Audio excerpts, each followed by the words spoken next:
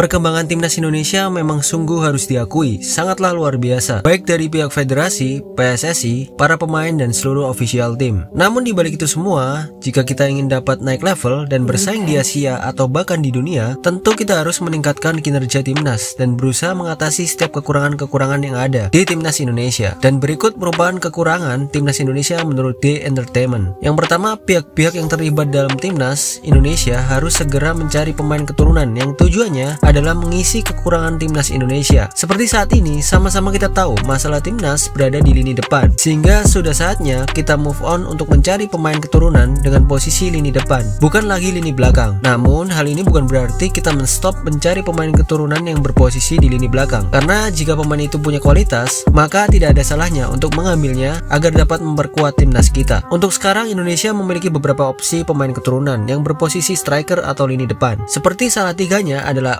Ole Romeni yang sekarang bermain di Liga Belanda yaitu FC Utrecht. Lalu ada Dean Sandbergen yang sekarang bermain di Liga Belanda yaitu Sparta Rotterdam 2. Lalu Milan Manhoef yang sekarang bermain di Liga Inggris yaitu Stoke City. Yang kedua, Liga Sepak Bola Indonesia harus segera diperbaiki atau dilakukan improvisasi, baik cewek ataupun cowok, yang bertujuan untuk dapat menciptakan bibit-bibit pemain muda yang mempunyai kualitas. Memang hal ini tidak mudah dan akan membutuhkan waktu pastinya. Yang sebagaimana kita tahu, PSSI sekarang masih dalam proses memperbaiki Liga Sepak Bola di Indonesia. Yang ketiga, Indonesia harus memiliki kompetisi di setiap kelompok umur yang jelas dan sehat, seperti kompetisi U15, U17, U20 dan seterusnya. Karena negara sebesar dan sekaya Indonesia, rasanya sangat perlu adanya kompetisi-kompetisi ini. Ibaratnya, kompetisi ini adalah panggung yang dapat dijadikan tolak ukur untuk para pencari bakat Indonesia dapat mengambilnya dan untuk dijadikan pemain yang berkualitas. Karena negara Indonesia dengan masyarakat yang sangat banyak, dan ditambah lagi Indonesia merupakan negara sepak bola, sangat mustahil jika Indonesia tidak memiliki pemain-pemain berbakat dan berkualitas, serta timnas yang bagus. Yang keempat,